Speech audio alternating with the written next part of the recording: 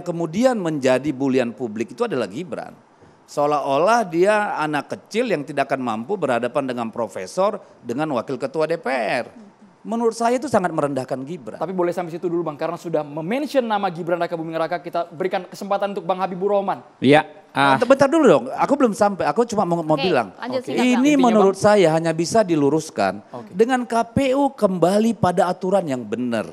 Udah deh KPU, jangan tambah kecurigaan masyarakat terhadap penyelenggaraan pemilu ini. Pakai dasarnya Bang, iya PKPU dong, itu Bang ya? Udah kembali aja yang benar. Kan kemarin dibilang akan disepakati lagi. Jangan kita tambah bara ke politik yang sudah sangat panas ini. Baik Bang Deddy, sampai situ Tadi dulu Bang Deddy. Bang Habibur Rahman. Ya, pertama saya ingin menyampaikan bahwa debat itu adalah aturan main yang merupakan bagian penting dalam undang-undang. Ya. Tadi disebut di pasal 277 juga sebenarnya di 275 ya. Jelas debat itu bagian terpenting, bahkan di penjelasannya dibikin detail. 3 capres, 2 cawapres ya. Begitu juga di aturan yang turunan di bawahnya yang lebih spesialis yaitu PKPU pasal 50 ya. Nah, dari pengalaman saya memang ya KPU itu selalu melibatkan paslon dan berkonsultasi dengan DPR dalam merumuskan aturan yang lebih detail lagi. Ini sudah ada undang-undang, lalu ada PKPU, yang sedang dibicarakan dan sedang dibahas ini adalah tatipnya, tata tertib. Nah disitulah muncul berbagai wacana, brainstorming ya, termasuk adanya usulan. Sudah dikonfirmasi itu adalah usulan dari paslon 1. Soal kehadiran pasangan ininya ya, apa namanya paslonnya ya. Dari Amin debat, Bang ya? Iya, kok kayak kaget dari kemarin kan sudah dibahas itu. Enggak ini kan? Ekspresi supaya abang lebih menjiwai. Ini enggak gimmick juga ini Pin, ya kan? Tapi bukan bagian sinetron Bang. Bukan, kita nanti bukan dulu, bagian drakor. Biar jelas lanjut, ya kan. Lanjut Bang, lanjut. Kalau kami intinya justru kami ingin sekali Mas Gibran ini mendapatkan sebanyak mungkin kesempatan untuk berdebat. Kenapa? Kalau Pak Prabowo kan orang sudah banyak mengikuti pidato-pidato beliau ya kan. Ikut Pilpres sudah 3 kali. Berdebat sudah berapa kali debat dan sudah tahu gagasan-gagasan besarnya Pak Prabowo. Mungkin yang update-update-nya tinggal ditunggu saja. Tapi kalau Mas Gibran kan baru sekali maju wali kota, ya sekarang adalah kesempatan emas gitu loh. Jadi tadi kata Bang Deddy ya, kami sih dalam situasi psikologis yang sangat menyenangkan ya. Dianggap underdog itu menyenangkan sekali, terutama bagi anak-anak muda ya. Dibully, diremehin, direndahin, itu hal yang sangat-sangat justru memicu adrenalin kami ya anak-anak muda ini ya untuk bisa bangkit menunjukkan kualitasnya gitu. Dan itu yang sebetulnya kami tunggu-tunggu sebagai tim ses ya, sebagai tim kampanye. Kami menginginkan kesempatan yang banyak nih buat Mas Gibran untuk tampil, menonjolkan segala kemampuannya sampai ke hal-hal detail, bukan sekedar gagasan, bukan sekedar visi misi program, tapi eksekusi. Nah, jadi karena gini Mbak, kampanye ya debat bagian dari kampanye adalah kita menyampaikan gagasan-gagasan, tapi yang dinanti dan dilihat rakyat adalah bagaimana implementasi gagasan-gagasan itu dengan mengacu kepada track record nanti masing-masing. Nah, itu yang akan dilihat oleh rakyat, kesesuaian antara pernyataan dengan perbuatan, ya kan? Dengan apa yang dikatakan, dengan apa yang sudah dikerjakan. Nah itulah yang saya pikir ya kita confidence menghadapi tokoh-tokoh besar ini. Ya? Super siap, sangat-sangat siap ya menghadapi debat ini. Ada usulan dari tim pasangan Prabowo Gibran pada saat rapat dengan KPU? Kenapa? Ada usulan dari tim Prabowo Gibran usulan pada saat masing-masing rapat banyak, ada berapa item dan besok pun masih ada sekali lagi rapat mungkin ya. Besok itu hari Rabu itu ada rapat lagi dengan KPU. Di antaranya bagaimana waktunya kalau bisa durasinya bisa lebih panjang ya kan, sehingga bisa lebih mengeksplorasi penyampaian gagasan-gagasan dengan tidak mengurangi porsi perdebatannya, saling saling klarifikasi, saling konfirmasi. Menurut kami itu sama-sama penting. Tetapi jadi bukan pemaparan saja ya, bukan hanya pemaparan. Belajar dari 2 pilpres kemarin, 3 pilpres kalau kami ya kan. Kadang-kadang ketika kita di puncak penasaran menunggu apa yang akan dikatakan, waktu habis. Kan ini kan agak konyol. Kita 5 tahun sekali. Ya? Gantung bang. Iya kan ini kan continue bang. Ini kan urusan 5 tahun sekali bos. Ya kan ini pesta besar yang melibatkan ratusan juta orang. Ya orang itu melihat semua nih panggungnya akan seperti apa. Nah begitu selesai kok diselenggarakan kok dibatasi dengan waktu yang terlalu singkat. Jadi tapi Bang Habibur Rahman sejujurnya kami agak kaget ketika Bang Habibur Rahman mengatakan Gibran kami ini merasa kok underdog ya. Kok ngerasa dipandang sebelah mata Bang sejauh ini? Kenapa dari enggak, saya kan meneruskan, saya mengkonfirmasi yang disampaikan oleh Bang Deddy ya kan, Gibran dibully, dianggap nggak sanggup berdebat dengan profesor dan wakil ketua DPR. Menurut kami nggak ada masalah, kita juga pernah muda ya. Mengapa muncul isu itu ya Bang ya? Ya jangan tanya ke saya. Menurut ya Anda? Kan, bukan. Anda kok tanya ke saya, tapi bagaimana kami menghadapinya ya. Menurut kami kita semua punya pengalaman ya. Ketika kita muda, kita diremehkan, justru kita tertantang. Saya itu Mbak ya, justru merasa episode tercerdas dalam hidup saya itu ketika saya semester 5 sampai usia kira-kira 40 tahun.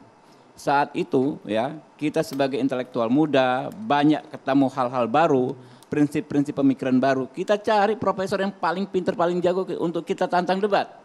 Gitu kan, di seminar apapun kita datangi. Gitu loh. Itulah usia emas kecerdasan kita ya.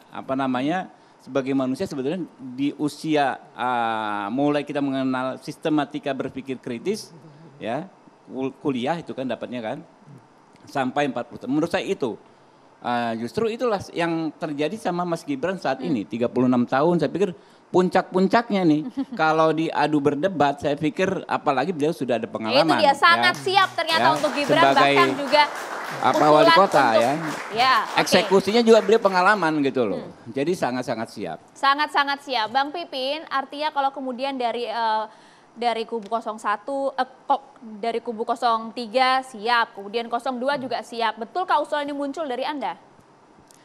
Jadi ini harus kita buka ya, bahwa karena tadi Bang Habibur Rahman tidak fair ya, bahwa di rapat itu yang kami pahami ya, saya baca dari notulensi tim kami bahwa yang mengusulkan bahwa dari 02 itu mengusulkan debatnya adalah pemaparan visi misi saja. Itu yang ditolak oleh kami. Jadi kalau beda dong debat sama presentasi. Jadi saya kira sejak awal menurut saya itu yang tidak diungkap tadi. Jadi, keluar dari mulut siapa itu Bang? Dari tim 02. Siapa namanya Bang? Wakilannya siapa Bang? Saya kira tidak baik, saya kira nanti silakan saja dicek ya.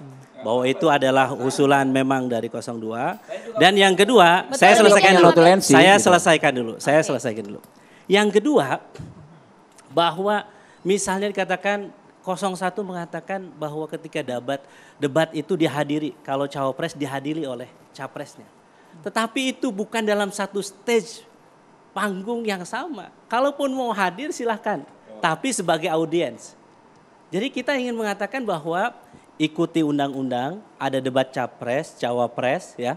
Di situ 3 kali capres, 2 kali cawapres.